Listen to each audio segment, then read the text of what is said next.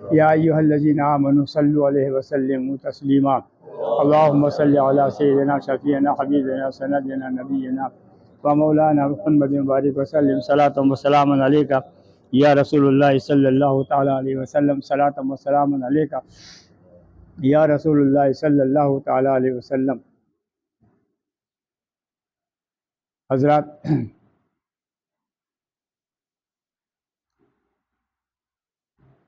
अल्लाह तबारक व तआला का शुक्र एहसान है कि हम उसके नाम लेवा हैं। मगर सवाल पैदा ये होता है कि क्या हम हकीकत में उसके नाम लेवा हैं? अगर माहौल पर, मुआशरे पर और समाज पर नज़र डाली जाए तो ऐसा महसूस होता है कि जिस तरह से गैर मज़हब के कुछ लोग, जिनके दिल में इस्लाम की अक़ीदत थोड़ी बहुत बाकी है, या जो पुराने लोग जो इस्लाम की हकीकत को समझते हैं, जिस तरीके से वो मुसलमानों का दिल बहलाने के लिए कह देते हैं कि साहब मालिक तो एक है, आपका इस्लाम तो सच्चा है, आप ये खुदा की परस्तिश करने वाले हो, परस्तार हो, तो शायद हमें सुनकर बड़ा अच्छा लगता है। मैं कुछ और, दिमाग मेरा घूम रहा है, मैं और तरह से बात करना चाह रहा हूँ आज थोड़ी सी। क्योंकि हमारे यहाँ क्या होता है कि आजकल जितनी भी उलमा तकरीरें करते हैं उनमें सिर्फ नज़रियात होता है, तौहीद नहीं होती। पहले मुसलमान ये समझे तौहीद है क्या।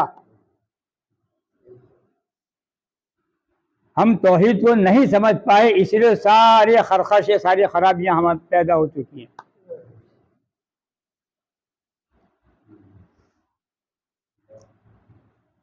मसाजिद के आइम्मा को ले लो,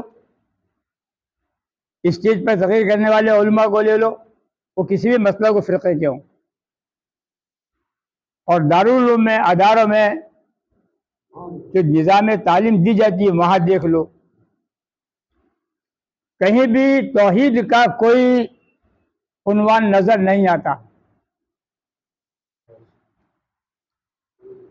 जितने भी बरेलवी मसलक से ताल्लुक़ रखने वाले अदालत हैं वो फ़कत एक शख्सियत के बारे में हमें पढ़ाते हैं और सिर्फ उसी की गुणगान वहाँ होता है, और वही बच्चा लेकर स्टेज पे आ जाता है और पूरी ज़िंदगी उसको चलाता रहता है। जमात वालों में चले जाएं तो उनके अदारों में यही सिस्टम है, वो अपना नज़रिया सिखा देते हैं और वो भी उसी को लेकर चलते रहते हैं, और हमारा जो तौहीद का जो फ़लसफ़ा है वो नदारत हो जाता है। अहले हदीस थोड़ा सा इस बात पर थोड़ी सी ज़रूर गुफ्तगू कर लेते हैं। सवाल पैदा ये होता है कि हकीकत में तौहीद है क्या। दो चीज़ों में हम बात समझने की कोशिश करें, तौहीद पहले है या शरीयत पहले है। तौहीद पहले है या शरीयत पहले है। शरीयत मक्का फतह होने के बाद लागू हुई, नमाज थी, रोजा था, सब कुछ था, लेकिन हज्जतुल विदा में जो हुजूर अकरम सल्लल्लाहु अलैहि वसल्लम ने खुतबा दिया, उस खुतबे ने ही तमाम मराहिल हल कर दिया और शरीयत का निफाज कर दिया, शरीयत को कायम कर दिया कि ये चीज़ें तमाम हैं आपके पास तो शरीयत आपके पास है, ये चीज़ें नहीं है तो शरीयत नहीं है। अब आगे दो आलम सरकार मदीना सल्लल्लाहु ताला अलैहि वसल्लम का हुज्जतुल विदा का खुतबा पढ़ने के लिए वक्त चाहिए।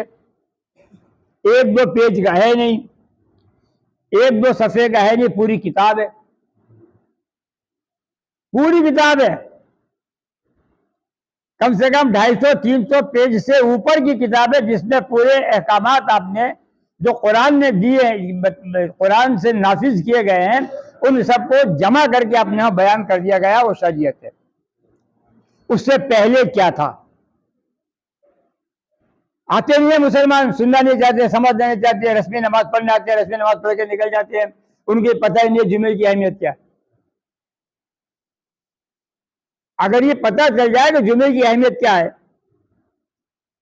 सही मुस्लिम की हदीस है, हुजूर अकरम सल्लल्लाहु अलैहि वसल्लम का इरशाद आली है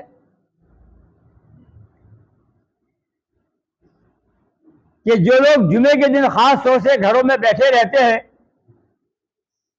अपने काम काज में लगे रहते हैं, अगर मेरे इख्तियार में तो लोगों के घरों को आग लगा दूं।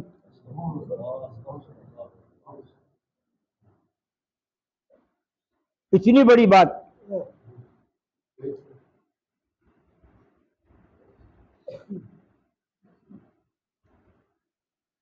ऐसे ऐसे जोहर पढ़ लेंगे, जुमा नहीं पढ़ा साहब, धंधे में लेके तो जोहर पढ़ लिया साहब, कहीं कुछ पढ़ लिया, कहीं कुछ पढ़ लिया।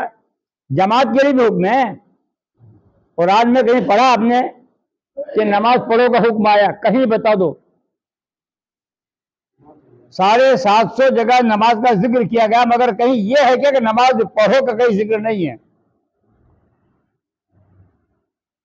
नमाज पढ़ो का कहीं हुक्म नहीं है। पढ़ के देख लो, वाकई में सलाह आया है, नमाज कायम करो। कायम का मतलब क्या? कायम जमात से है, तन्हा से नहीं। जिसकी नमाज बा जमात नहीं, उसकी नमाज नहीं।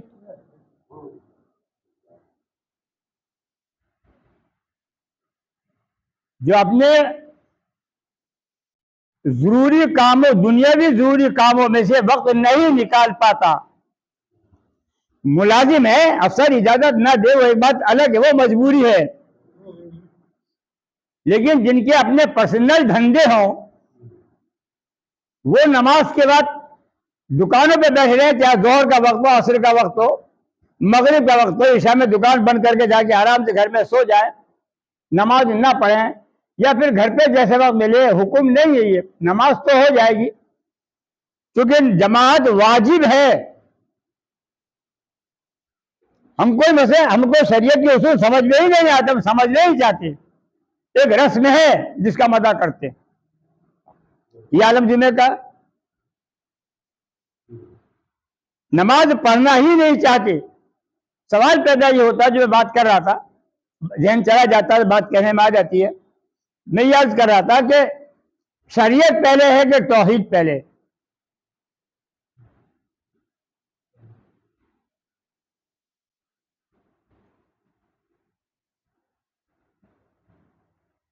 पहली चीज है तौहीद और रिसालत,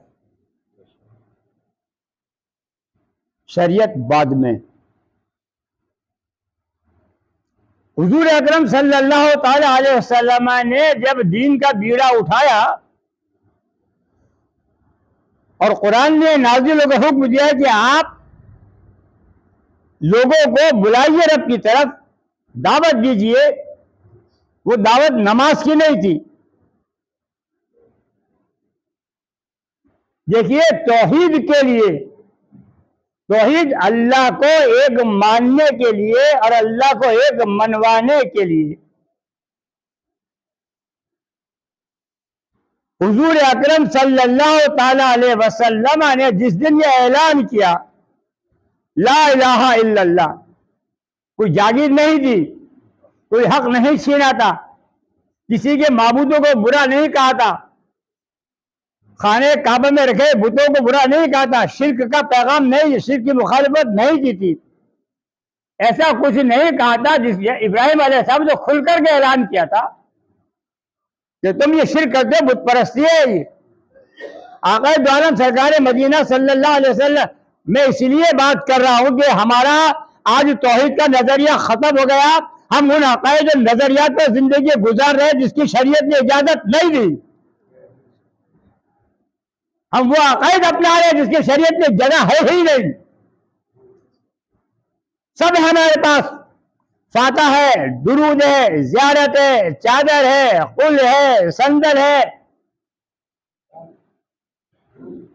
तौहीद नहीं है, ये खुदा की पहचान नहीं है। क्या जो है नहीं है। अगर खुदा को पहचाना होता हमने तो दुनिया आज हमें सता नहीं रही होती। खुदा को पहचाना होता, खुदा उनके साथ होता है। क्या वजह है कि बुजुर्गाने दीन ने कुछ ऐसे कारनामे किए। गौस पाक की जिंदगी उठाकर देख लीजिए, बायज़ीद बिस्तामी को उठाकर देख लीजिए, जुनैद बगदादी को उठाकर देख लीजिए, तमाम के तमाम तौहीद परस्त थे, तमाम के तमाम तौहीद परस्त। गरीब नवाज भी तौहीद परस्त। पढ़ो उनके, मत लगा यार चिड़चिड़ करेगा ये, इसको रहने दो अपने हाल में।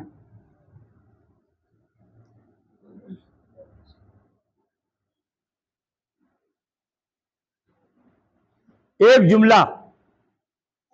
जुमला हुजूर अकरम सल्लल्लाहु ताला अलैहि वसल्लम का खुदा को एक मनवाने के लिए, खुदा की वहदानियत का इकरार करवाने के लिए, खुदा के नाम के का डंका बजाने के लिए, खुदा के नाम का परचम बुलंद करने के लिए एक जुमला ला इलाहा इल्लल्लाह, जिसने मक्के की सरजमीन में तूफान मचा के रख दिया, तूफान मचा के रख दिया। और इस एक जुमले में क्या था? अल्लाह के सिवा कोई माबूद नहीं, अल्लाह के सिवा कोई माबूद नहीं, सिर्फ ये जुमला था। तूफान मच गया और इस जुमले ने हुजूर अकरम सल्लल्लाहु, इस जुमले की वजह से हुजूर अकरम सल्लल्लाहु अलैहि वसल्लम ने अपनी जिंदगी को नेज़ी की नोक पर रख दिया।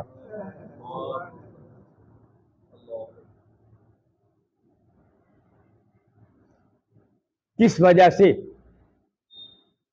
हजरत बिलाल को मारा गया, पीटा गया, गले में रस्सियां डालकर पहाड़ों की चट्टानों पर खींचा गया। इसलिए रस्सी गले में डालकर पीछे लड़कों से खिंचवाया गया, पीछे कुत्ते लगा दिए गए। क्या लड़ाई थी? क्या समझो मुसलमानों, तौहीद है क्या? रब अल्लाह की जात है क्या? क्या वजह थी? क्या झगड़ा था? क्या झगड़ा था? क्या वजह थी? क्या हज़रत उस्मान गनी रज़ियल्लाहु ताला को चटाई में लपेट कर मिर्चों की धूली दी गई? क्या झगड़ा था?